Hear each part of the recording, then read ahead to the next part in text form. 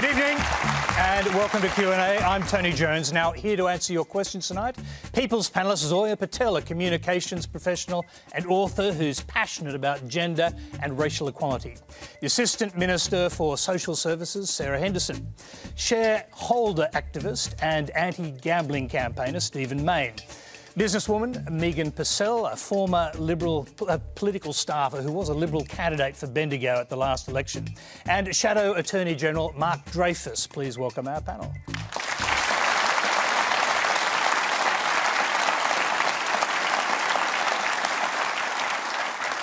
Thank you very much for our very lively Melbourne audience. Now, Q&A is live in Eastern Australia on ABC TV, iView and News Radio. Tonight, we're hoping to get to Hakeem Al-Arabi, franking credits and banks, with questions in the studio and across the nation.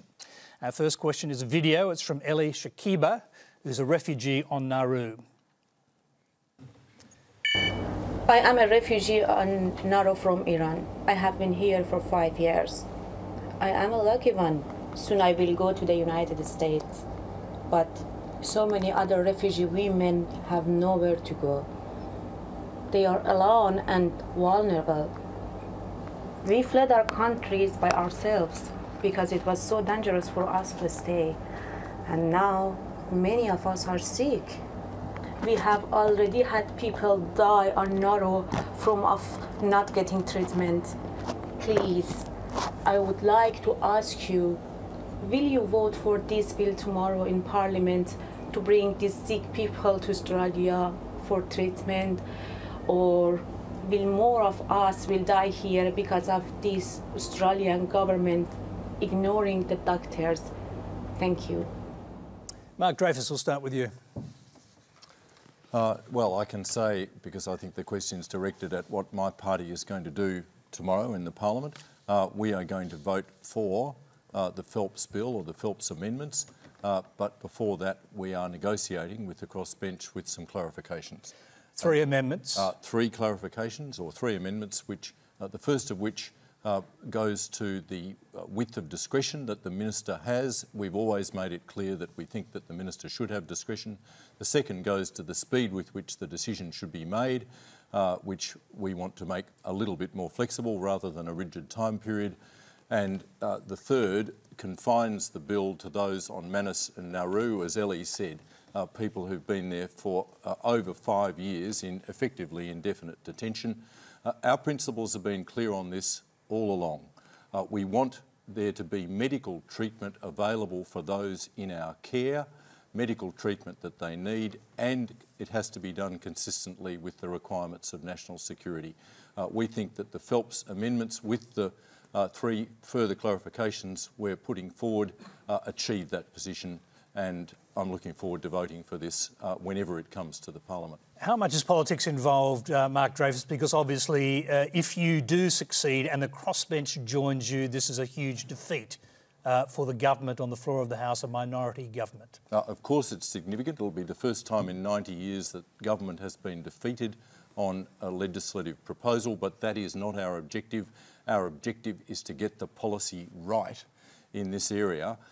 Quite frankly, the government has taken far too long to resettle the people. There are still over 1,000 people on Manus and Nauru. Some 900 of them have already come to Australia. Another 450 have gone to the United States. But the remaining 1,000, some of them ill, are languishing in Nauru and Manus, and I think most Australians think it's long past time that this situation be brought to an end. And in particularly, we should not have to put up with a government that goes to the Federal Court of Australia to oppose the bringing of a sick baby or a sick child or a sick adult, for that matter, to Australia for medical treatment. Right. I'm going to throw it around. You'll have time to come back and make more points like that. Sarah Henderson, is the government looking at facing a massive political defeat tomorrow on this bill? Well, Tony, let me start by saying to Ellie, we're so proud that we have done this deal with the United States and we are helping her to resettle in the United States. And we have done that already to about 450 people who are moving to the United States. And of course, let's not forget who put those people on Nauru and Manus, and it was the Labor Party. And we are working so hard to relocate and resettle those people. But this is all about politics, Tony. There is no need for this bill. This is all about politics. And that's what Mark Dreyfus is focused on. And when he recommended to senators, Labor senators, to vote for this bill unamended, he put national security at risk. And now Labor has been forced to crawl back into this position. And what we do know is last time Labor was in power, they unravelled border protection. They put 8,000 children in detention. We have closed 19 detention centres. We are moving people off Manus and off Nauru, including all of the children. And of course, there were 50,000 unauthorised arrivals and 1,200 people arrived were actually drowned at sea, Mark. That is Labor's legacy. Well, I know that, Sarah. That is Labor's legacy. Here you're seeing nothing but politics. Nothing but politics. This bill is unnecessary. It actually allows... Sarah Henderson, can I just get you to address that question? If you are defeated tomorrow, as now looks likely, what are the political consequences? Well, the political consequences is that all Australians will see that Labor will do anything to unravel border protection in this country. That is the message that Bill Shorten and Labor will send if it votes for this bill tomorrow. And quite frankly, Tony, I need to answer that. That is a bizarre and disgraceful statement from a member of our parliament to suggest that Labor would ever do anything to put our national security at risk. The idea that Labor is intending, as Sarah has just put it, to unravel border protection is nonsense. I said but we now know that the government is set on a scare campaign, just like Matthew Guy tried the scare campaign at the Victorian election. We're going to see the scare campaign from Morrison and his cronies, and we'll see nothing else for the next 90 days, and most of it will be untrue. Most of it will be a misrepresentation, and most of it will be imputing disgraceful motives to the Labor Party, which I object to, and I'm going to keep saying it. Okay, and the only politics here are from her. Just both of you, just hold on for a minute. Just hold on for a minute. I just want to say this. We have Ellie Shakiba in Nauru on Skype. She's been listening to the discussion. We'll come to her in a moment. I just want to hear from our other panellists. Zoya. Well, I think, respectfully, Sarah, it isn't just about politics. We've just heard from a refugee on Nauru, and it's clearly not about politics for her. It's about 5 years of her life. And if she's saying that the conditions are so bad that they actually do need this medical treatment, I find it really difficult to see how the government can possibly refuse, especially considering your party campaigned on safety to stop the boats. You know, we have to stop these deaths at sea. And yet you're happy to let 1,000 people languish on Nauru and Manus Island without medical treatment. It's actually just hypocritical. So, look, I do need to correct that. That's not true. There are actually more than 60 health professionals on Nauru and also working hard in Manus to make sure that those who need medical treatment are brought back to Australia. And we've had a very, very strong program of that. But this is not about that. There is no need for this bill because this is already happening. This is about the Labor Party politicking. All it wants is for us not to get to our budget. All it wants is for us to disrupt the Parliament. And that's what this is all about, Mark. And we saw... And I will correct you, I said that you undermined border protection when you were last in government. And that was a huge embarrassment for the Labor Party. And because you do not support temporary protection visas, we know, and many Australians know, that you will do this again. Hold on. I want to hear from the other panellists. Stephen Mayne. Well, firstly, I think it's a bit unfair to blame the Labor Party. This is a crossbench proposal. So this is Phelps, this is Senator Storer, this is the Greens, this is Wilkie, this is Finch, this is all of them working together and all of them agreeing, and you're trying to blame the whole thing on the Labor Party. They're actually Labor amendments. Well, they're Labor amendments, but the vote only came to the Senate because of the crossbench, because a lot of people are sick of you two parties with all your silly politicking. And we've actually got some crossbenchers who are not aligned with either of you who are sick of it as well and are putting up sensible amendments. 12 people have died on these detention centres over the last 5 years. One who should have been brought back, but was the Queensland coroner blamed the delay in the medical transfer for the death. And people want to see this fixed. Dutton and the government and Coleman are actually going to the federal court overriding doctors. I mean, doctor in what? Dr Dutton. How would he know? Well, that's not the case. And so give it to the doctors, have a bit of ministerial discretion in there, have a panel, and then Dutton comes out and says that Bob Brown and Richard Di Natale are going to make these decisions, or two doctors from DAPTO. And this is the same bloke Dutton who says that Melburnians won't go out at night because we're frightened of African gangs. I mean, it's all rubbish. Okay. Megan Purcell. Well, I do think, Tony, that nobody likes the idea of people languishing in indefinite detention. And it's important to note that the government has made some really promising steps in that direction, and they could probably use with selling the compassionate side of what they do a little bit better. I'm not comfortable with the idea of regular citizens as opposed to the government making decisions in relation to border protection. But is that what actually happens here? Because the doctors make the initial decision, then it goes to the minister. The minister has significant powers, and under the Labor amendments, more powers, including to reject anyone with any form of criminality in their background. So is that quite right, that it's being made by ordinary citizens? Well, I think in its essence, Tony, that's where we're at, and particularly with the bill as it stands at the moment, ahead of Labor's amendments. I mean, 24 hours is not a very long time, especially for people who have a lot of issues on their plate running this country. I'm concerned. And what about Julia Banks, your former Victorian colleague, who has enthusiastically, now she's on the crossbench, supported this bill from the beginning? Well, that's her right. I think she has every opportunity as an independent now to voice her view and to do what she wants as an independent. And, you know, good on her for doing so. But certainly, you know, I just am not comfortable with the idea that this control is being taken away from the government. OK, now we've got a comment from Lou Britz in Elephant Pass, Tasmania. Whatever spin suggests, the Phelp bill won't unravel border security. People smugglers and their clients will see through it and resume attempts to force the issue by barging into Australia. Isn't that a legitimate concern, Mark Dreyfus? It obviously reflects what the government is saying. Of course, and the government, I'd say again disgracefully, has been suggesting that people smuggling is about to recommence. This government has become a walking advertisement for people smuggling, and it is simply not true. 900 people have come from Manus and Nauru to Australia, and no boats have come as a result of that. 450 people have gone to the United States, and no boats have come as a result of that. It's long past time for the government to stop treating this as some magnificent opportunity to wedge Labor or some magnificent opportunity to run a whole election campaign about it. We've got Scott Morrison wanting to refight the 2013, perhaps Sarah's with him, wants to refight the 2013. Now, Mark, I'm going to interrupt you because we've got Ellie Shakiba. Yes. We've been losing her from time to time, but her Skype call is there. Ellie, I don't know if you've been able to hear the debate there in Nauru, but essentially it looks like the government will lose.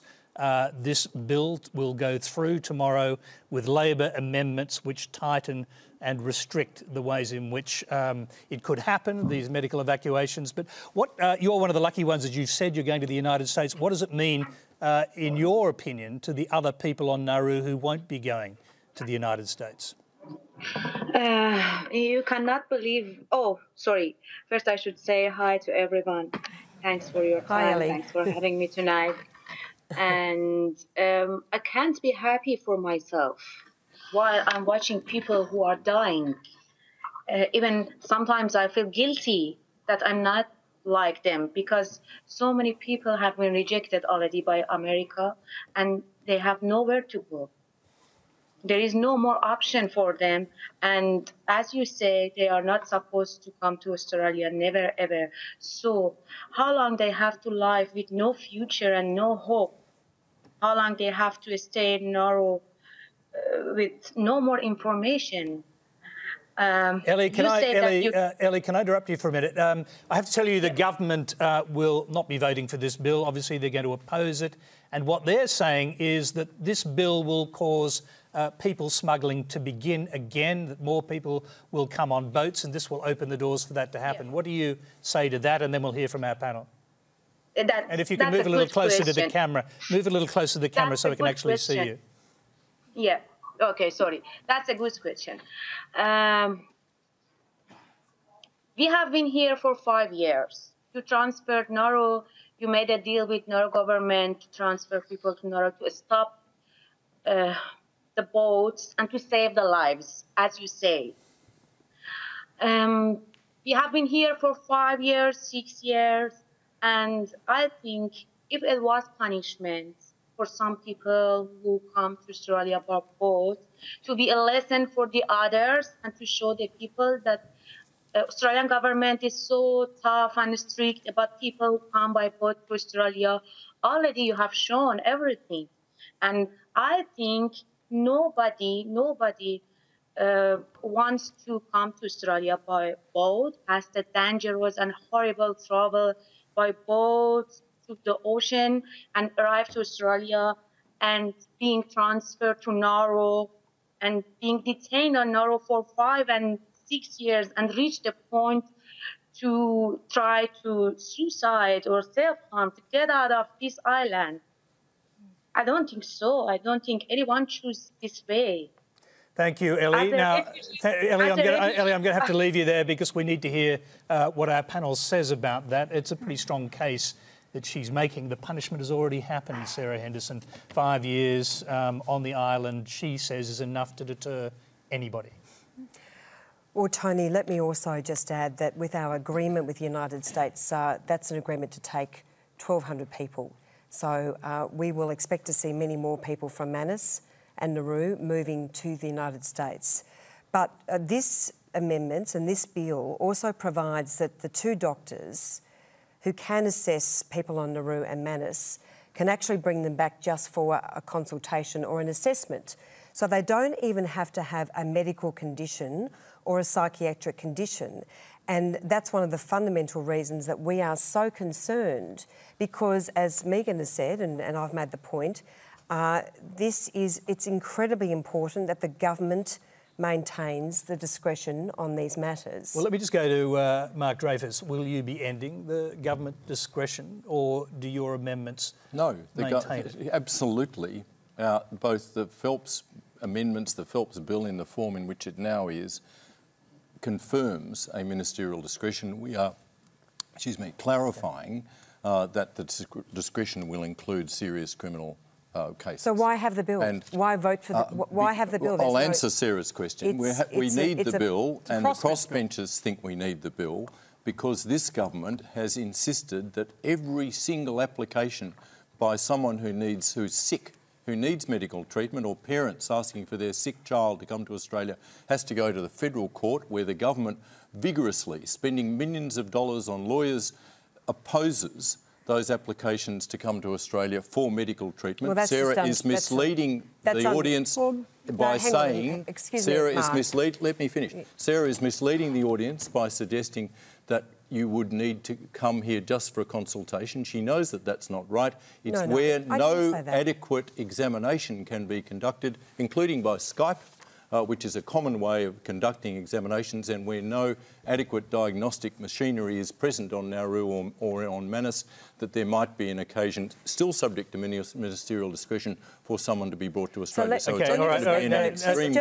just let Sarah Henderson answer that. And by the way, I'm going to have to close the discussion off after this. It's just not the case that we take all of these matters to the federal court. That's just untrue, Mark. No.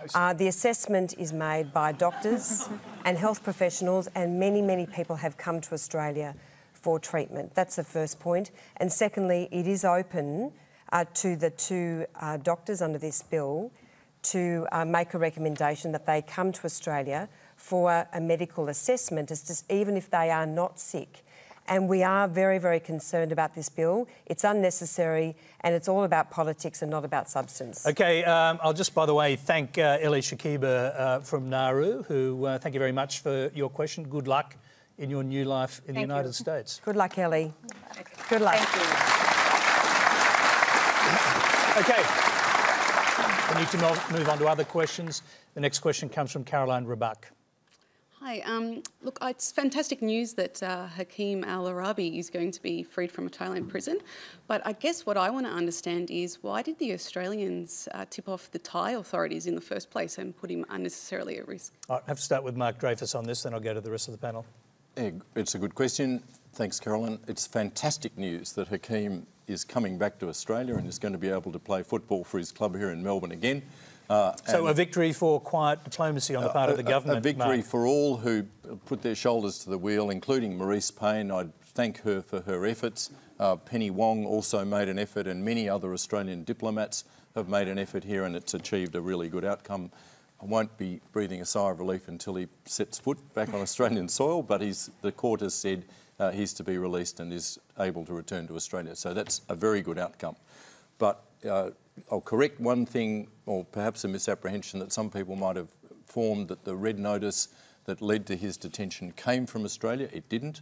It came from Bahrain, and investigations are now proceeding as to what were the involvement of Australian Federal Police and Australian authorities. So the question is whether Australian authorities tipped off the ties that he was coming into the country when obviously they arrested him. Yes, I think absolutely every Australian who watched this would have watched in horror that someone who has refugee status in Australia going for his honeymoon to Thailand has been arrested, and it was at risk, so it seemed until just now, of being returned to the country that he had been granted refuge from, who had arrested and charged and tortured him allegedly.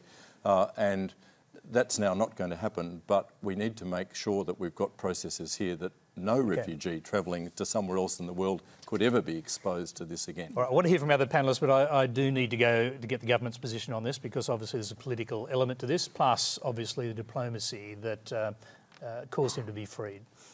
Well, I agree with Mark. I mean, this is a wonderful outcome. It was absolutely devastating to see what happened to Hakeem. The Prime Minister has been working very hard behind the scenes, as has the Foreign Minister. And just last night, speaking with her Thai counterpart. So this is a really wonderful outcome. You're absolutely right to ask questions as to how this happened. But the great news is Hakeem is on his way, I understand, back to Australia.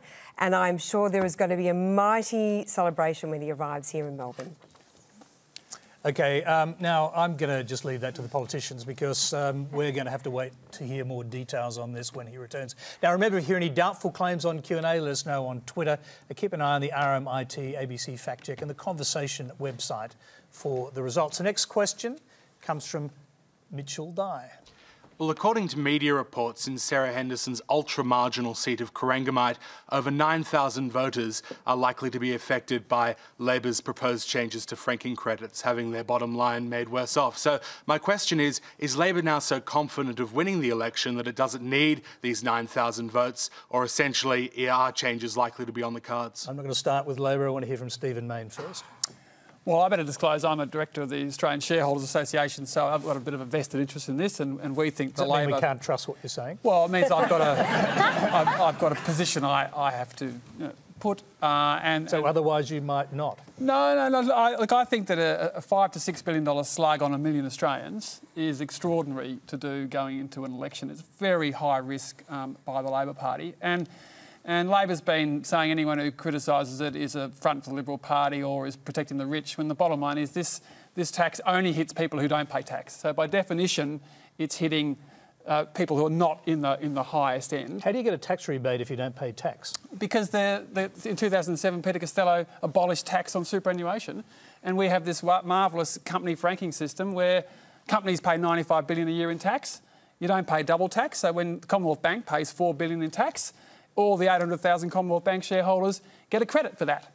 And if you can't claim that credit because you don't pay any tax, the government will give you a cash top-up. And it's $6 billion.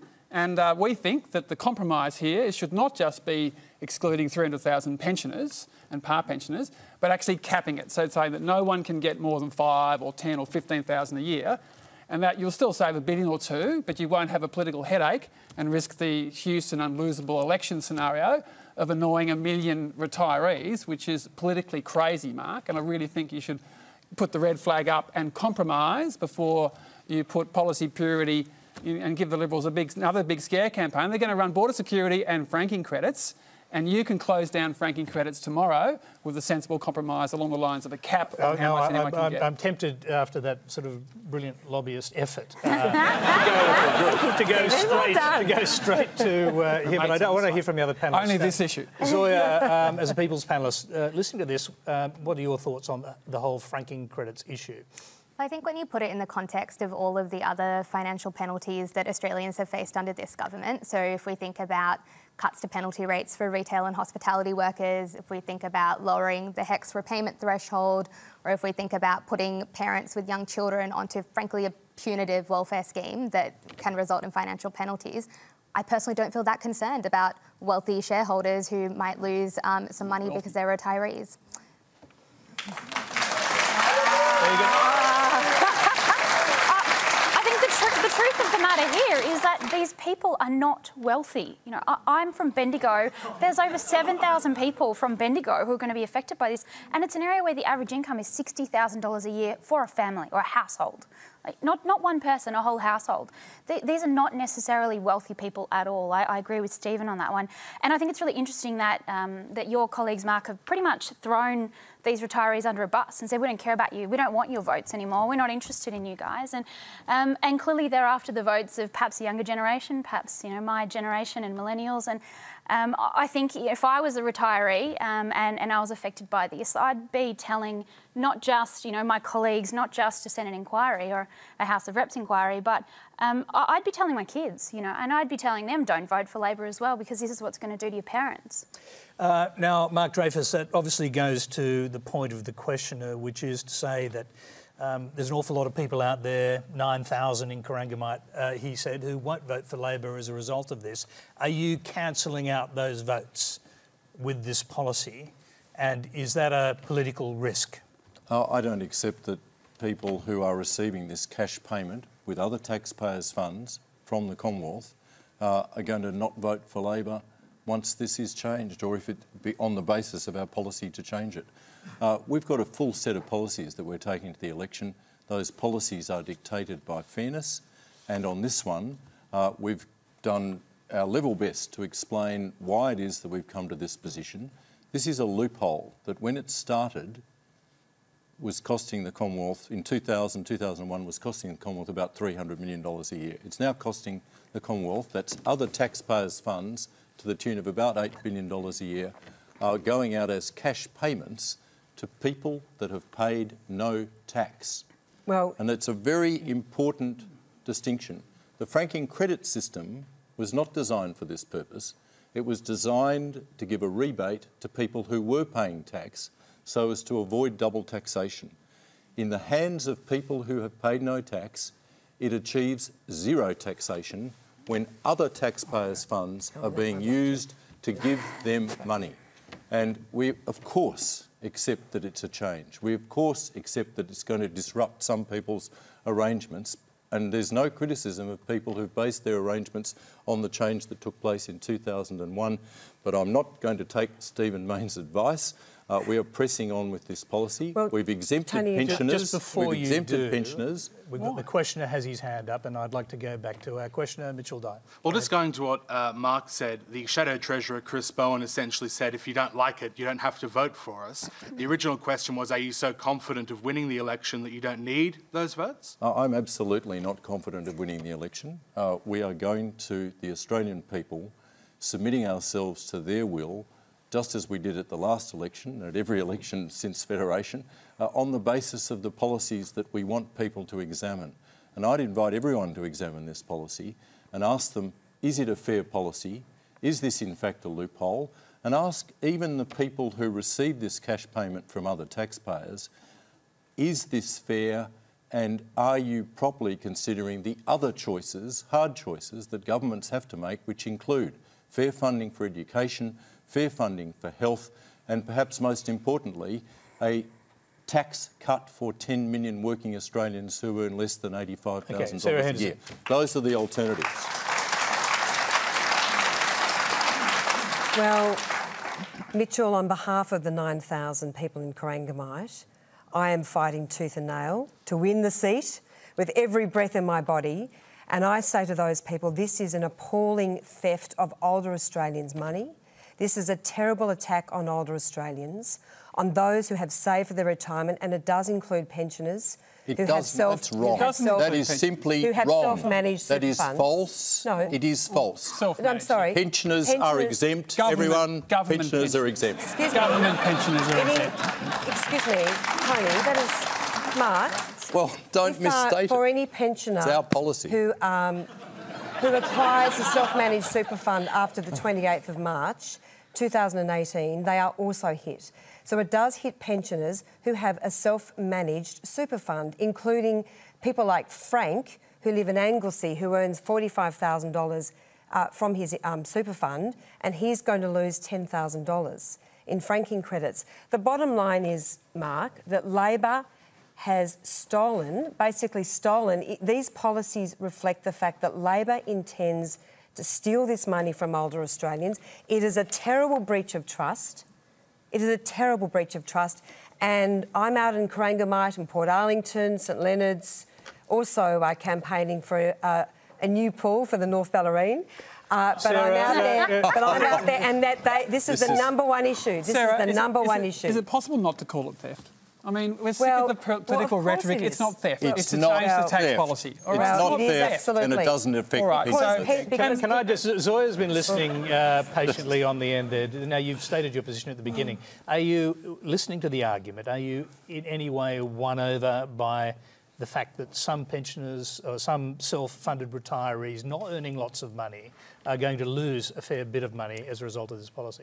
Because that's the argument that's been made by the government. And I admire Sarah's passion. I will say I have probably eaten too much avocado to fully understand the benefits of such investment, but I don't feel like I've seen you be this passionate and this strong in speaking out on behalf of vulnerable Australians who are having money, again, stolen from them in their welfare payments under schemes like Parents Next, or people who are at risk of becoming homeless who have still suffered financial penalties under the welfare scheme. So I guess I just see a disparity there in the way that the government is treating money that is being taken from different groups of Australians under different policies. Well, Zoya, hang on a second.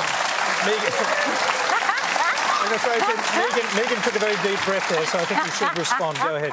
Absolutely. I think perhaps this is part of a fundamental misunderstanding of the policy and what the government's thinking is around some of this stuff related to welfare reform and Parents Next, in that the context for it was how to help build stronger communities and stronger families for an opportunity to arise that these children don't grow up living in intergenerational poverty, where their parents are just stuck on welfare and they never see anyone that has a job and then end up in the same situation themselves. That's a really simplistic take, because what you're saying is if we send some probably generational poverty, if we send people who've experienced generational poverty to some parenting classes, then maybe they could just lift themselves out of the struggle. And if they don't, but we'll it's not cut their parenting payments. Classes. That's not what it is. So you want to take people out of poverty by cutting their welfare payments if they don't do what you say. I don't understand how that works. Absolutely not. That's not how it works either. There is a whole gamut of activities in which people can participate. It's not just this parenting classes type thing. And certainly... I'm going to ask you to keep this brief because we've gone off the actual topic Understood. talking about. That was and I understand why we've done that. But that's, Zoya, can I just respond? Well, I do need to go back to you, Sarah. And can I just do this with a question? I mean, the questioner began by talking about the 9,000 voters in your electorate who have this problem with the franking credits. And I guess what I'm going to ask you here is, do you now see this as a gift? As Stephen Mayne suggested, you'll have these dual things to campaign on. That is border protection, we've heard your position on that already, and franking credits. So will those things gift you your electorate? Absolutely not. This is a very, very tough fight. It is the most marginal coalition-held seat in the country. But I just want to respond, and I try to do as much as I can with a lot of passion, Zoya.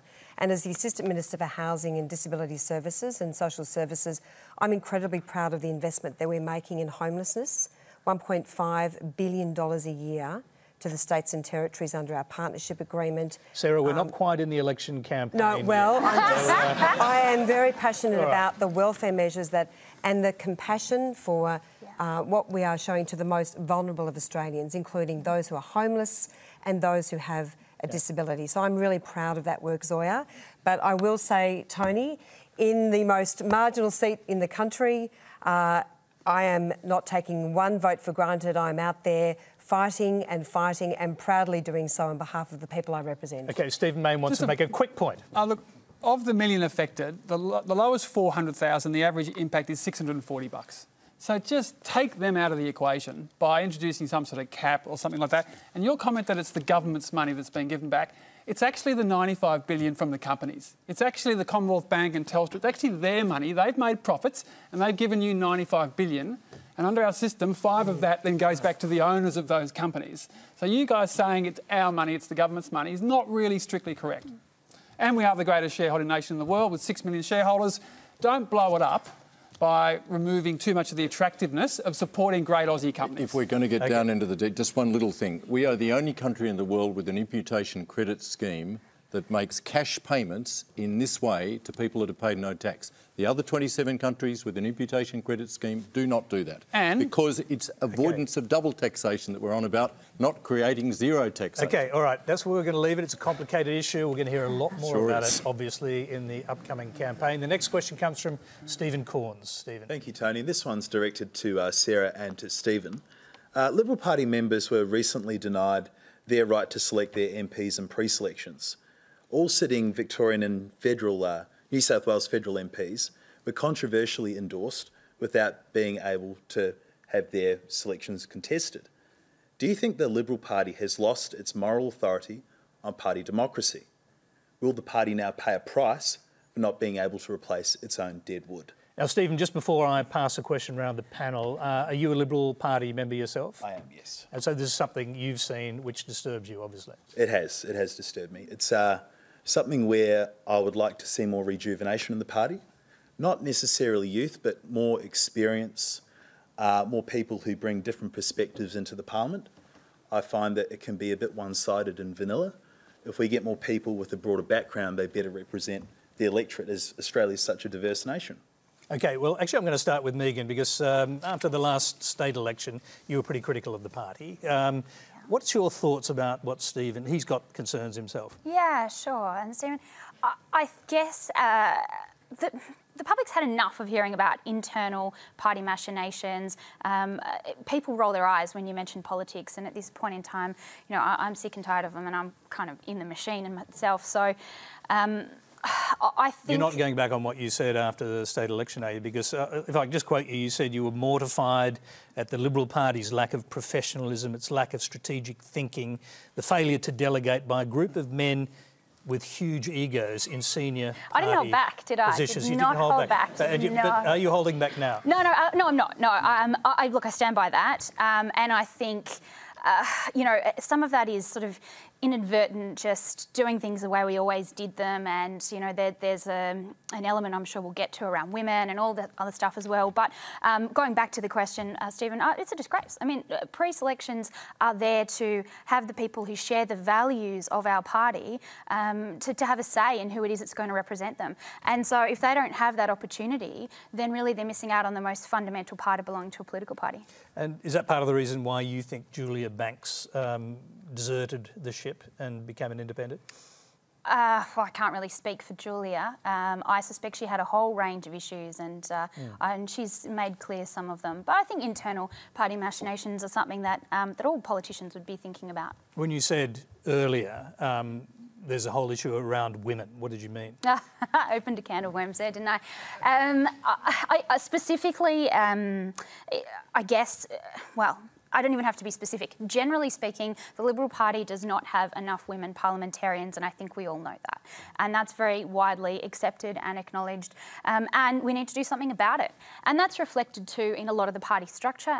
I have, you know, been a staff member, and I've seen it there as well, where there is a predominance of men at the top, and it can be hard for women to push through, and lots of talented women that I've seen have found that challenging. I think, though, the mood is there for change, and people have understood that we can't continue to rely on the votes of people that we don't represent. And I'm hoping that that plays out. Do you fear that the federal government will be punished because of those perceptions in the way that the Victorian Liberal Party was punished in the last election? I suspect the Victorian Liberal Party was punished for a whole host of reasons, that being only one of them. And I do feel perhaps what I'll call a lack of compassion was very evident in the state campaign, and that's something that we could stand to learn a lesson from federally as well. Now, Stephen, you were named in by the questioner as well as someone he wanted to hear from, and then I'll hear from the politicians. Yeah, well, I should disclose, I ran as an independent against Kevin Andrews at the last election in Menzies, thinking I would shake him up a bit and then he'd lose the next pre-selection. And then I was stunned when the Liberal Party and the religious right took over the admin committee of the Victorian Liberals and they abolished all pre-selections. So there's 500 furious Liberal members in Menzies saying we had our baseball bats ready for Tony Abbott's best mate in Victoria, who voted against marriage equality and all that sort of things. And then all of a sudden he's been centrally endorsed and the 500 local members have been disenfranchised. Same thing happened in New South Wales where Abbott and Craig Kelly were all protected. ScoMo's come in and gone, you're all safe, we're abolishing local democracy. The Labor Party did it in Victoria too, I think.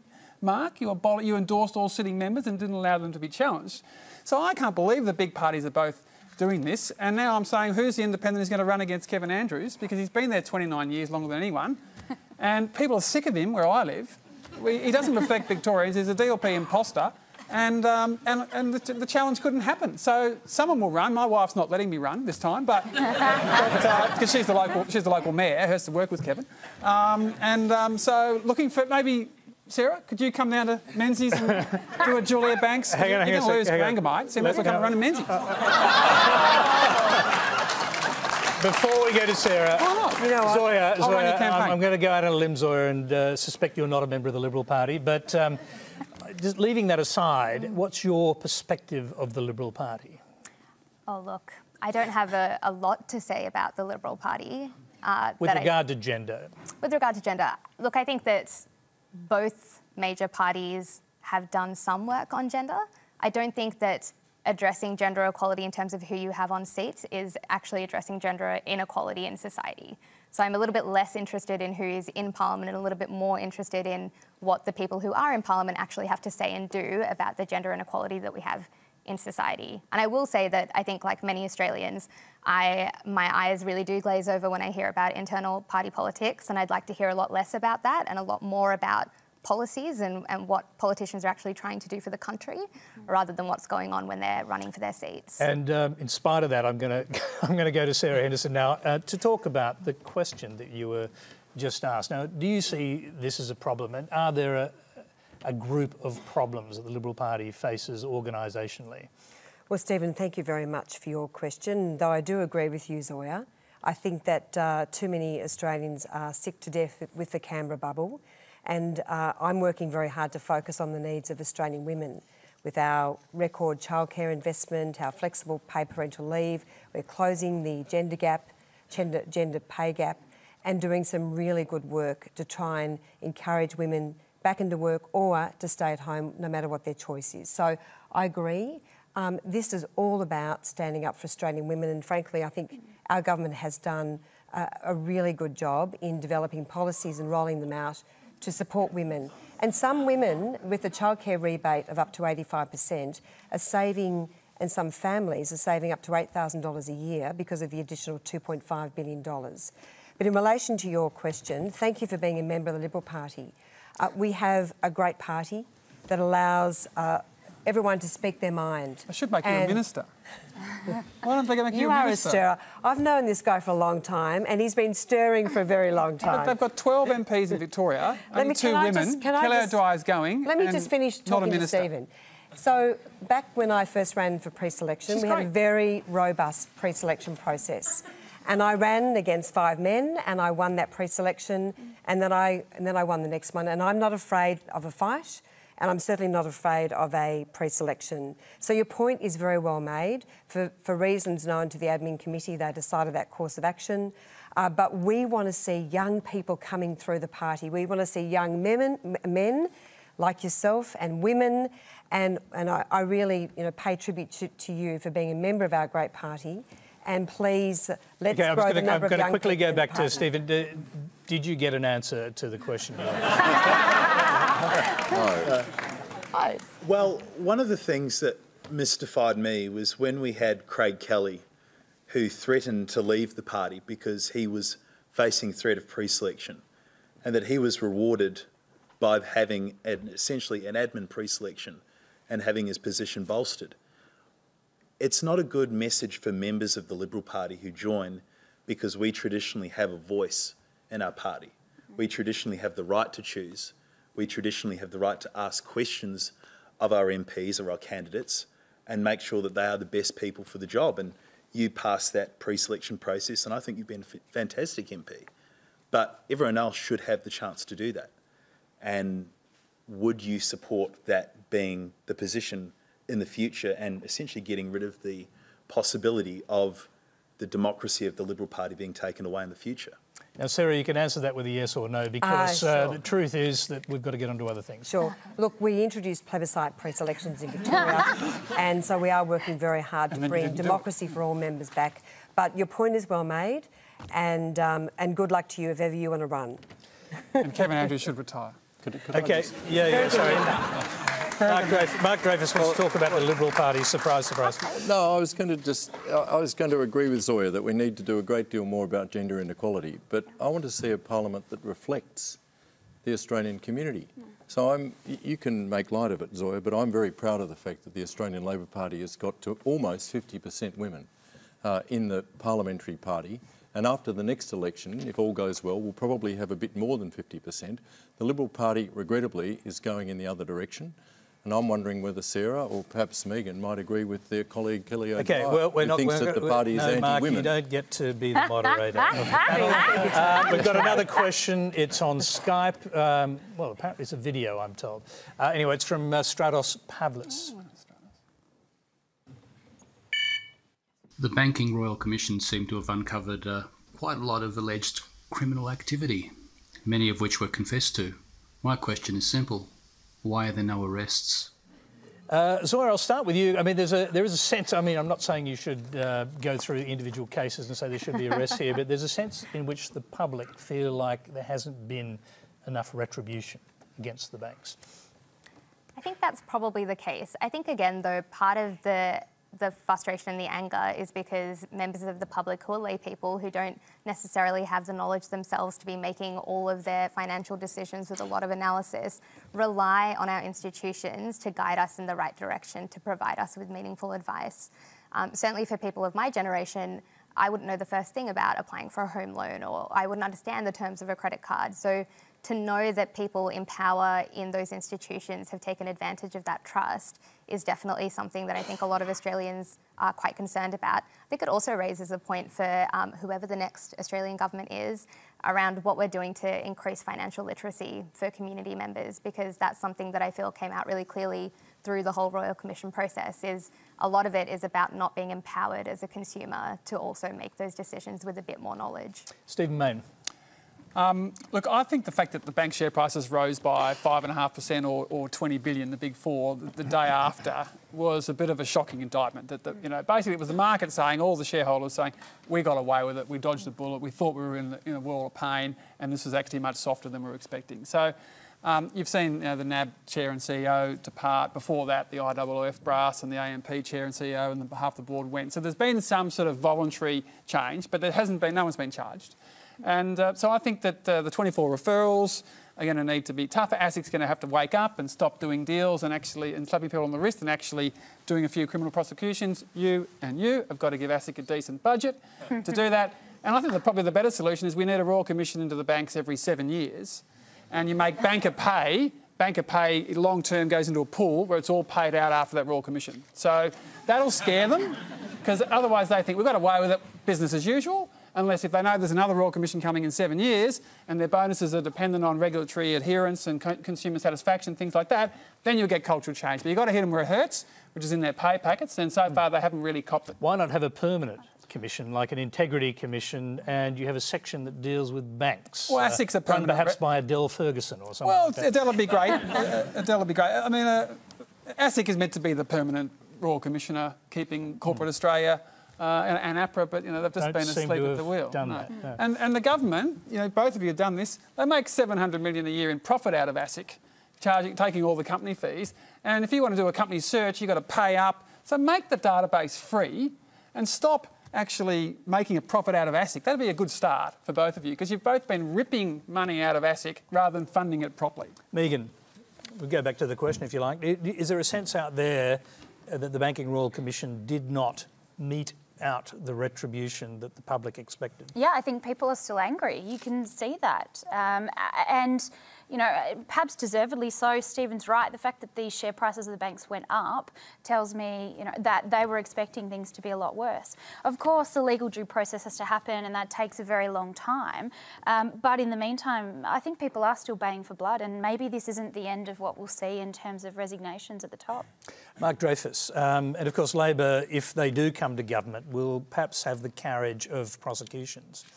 Well, the Commonwealth Director of Public Prosecutions will have carriage of prosecutions. If you're the Attorney General, you can also have a role. Yes, I can have a role in better funding for the Commonwealth Director of Public Prosecutions, something that Bill Shorten committed to in his budget reply speech last year, extra $25 million.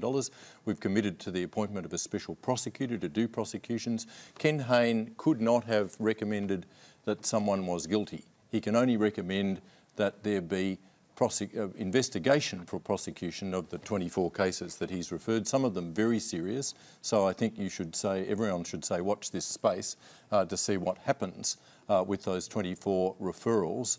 And overall, in this Royal Commission report, you can see very clearly recommendations from Commissioner Hayne that ASIC has to adopt a different attitude.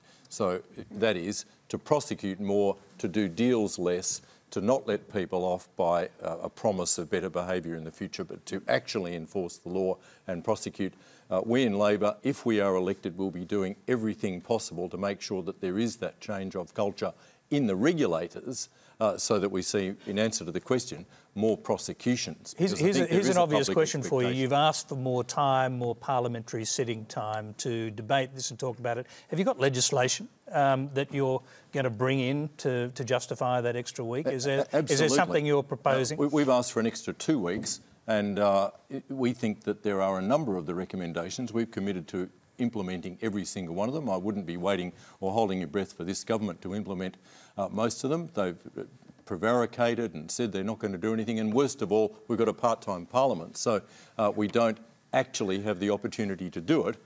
There's a few of the recommendations that can be immediately implemented. One I'd single out would be a ban on telemarketing of insurance. I think those who followed the Royal Commission will all remember the shocking case of the young man with Down syndrome who had a telemarketer sell him life insurance. Now, we can legislate in a very simple piece of legislation to stop that practice. That's one of Commissioner Hayne's let's go recommendations. to Sarah There are a Henderson. number of others that could be quickly dealt with. All right. Sarah Henderson, what's the government got to hide from here? I mean, you've got the Royal Commission recommendation. Why not just extend Parliament and debate it properly? Well, can I just start by saying our regulators must be feared. And when I chaired the Economics Committee, the House of Reps Economics Committee, I made that very point.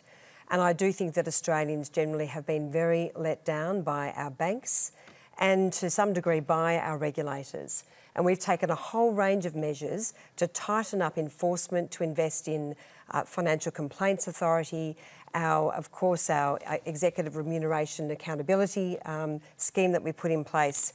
And Mark could start, of course, if we've got a range of legislation in the Parliament which reflects some of the recommendations made by the Commissioner, including to increase criminal penalties from something like $200,000 to $9.45 million, which Labor is opposing.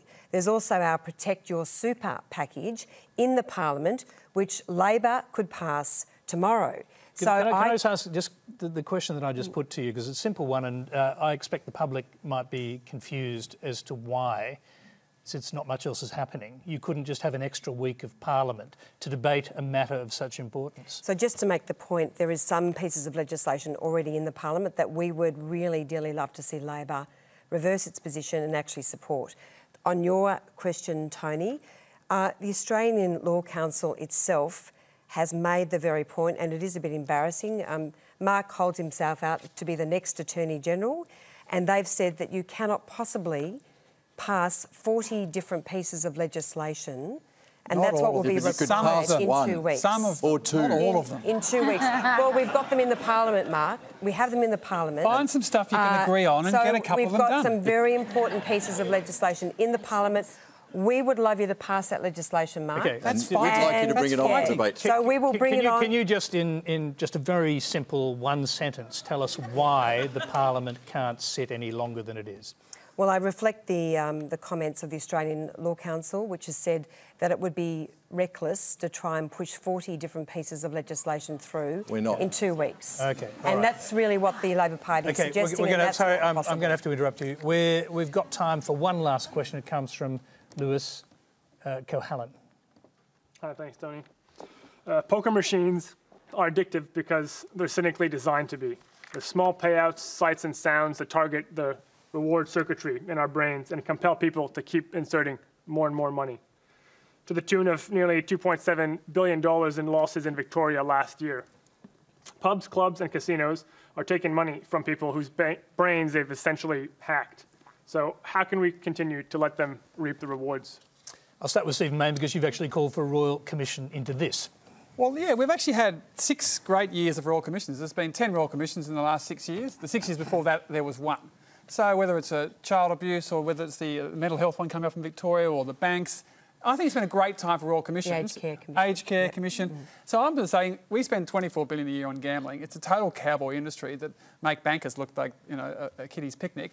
And so if we had a Royal Commission of the banking industry, into the gambling industry with their $24 billion, the $14 billion taken on pokies, the fact that the Labor Party and the CFMEU have got $100 million worth of assets in poker machines, the fact that the gambling industry donated $3 million to the major parties in 2017-18, and a deluge of harm, a deluge of ads, our kids on the screens, cowboy regulators in the Northern Territory giving licences to all these multinational gambling companies like Sportsbet and Ladbrokes.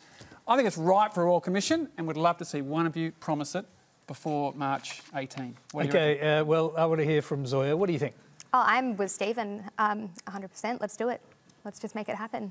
I think that one of the arguments that's often used to support poker machines is that in places like my home territory, ACT, the money goes back into kind of sporting clubs and community organisations. The Labor Party and the CFMEU.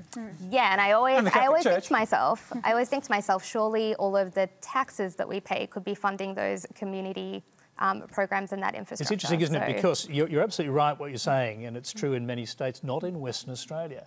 They don't need poker machines for all of these things. And so it's interesting that that isn't a model for all the other states. Do you know why, Sarah? Look, I am very proud, Tony, that our government has taken a strong leadership position. We've taken some strong action in limiting TV gambling ads. Stephen was quite right. They were running a riot over our TV screens. We've taken some very strong action on illegal offshore gambling and also put in place with the states and territories, which is principally responsible for gambling regulation, a strong consumer protection framework. But it's absolutely right and proper to question the social harm that gambling and problem gambling does cause. It's about $4.7 billion in terms of cost to the economy. And but we would like to see, certainly, you know, I think there's, you know, we're open. We're open, basically. Open to a Royal Commission? Well, we're open to different ways in which we can ensure that problem gambling is properly dealt with. No, but I'm actually serious about this. What about a Royal Commission, as well, there's Stephen no, said? well, so you could actually have some empirical facts judged by a Royal Commissioner with the power to call witnesses to find out what's going on with these companies. Well, Tony, the government hasn't made a formal position on this, but all I'm saying is that it may be one avenue. Because we do see Royal Commissions doing some great work. But I think, really, for the states and territories, principally the regulators of gambling, it's probably their domain more than the Commonwealth. I mean, we obviously tackle things like money laundering and other issues. But, you know, I think we do continue to need to tackle problem gambling.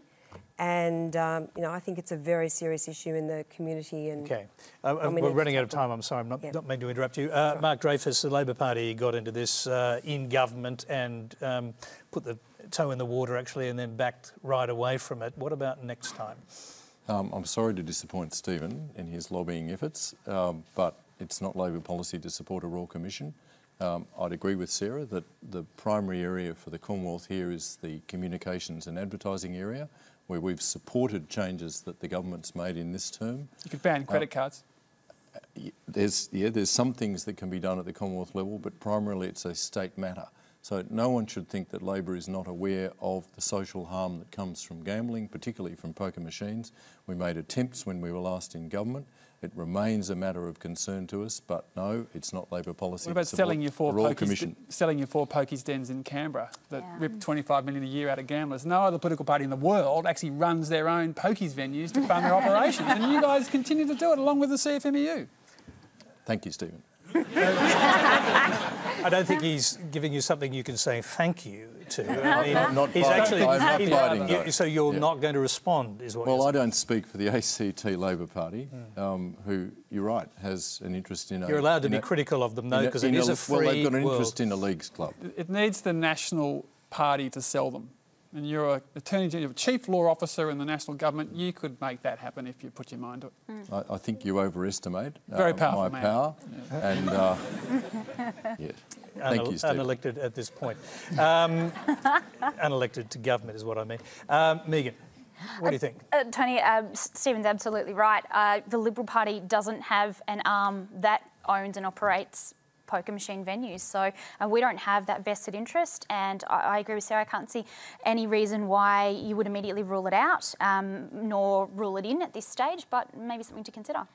You've got a future in politics. We won't rule it in, we won't rule it out. Look, I'm sorry, but that's all we have time for tonight. Please thank our panel, Zoya Patel, Sarah Henderson, Stephen Mayne, Megan Purcell and Mark Dreyfus.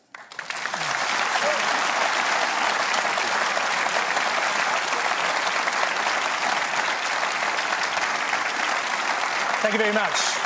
Thank you. Now, you can continue the discussion with Q&A Extra on News Radio and Facebook Live, where Tracy Holmes is joined by Jahan Kayantar of the Executive Legal Institute.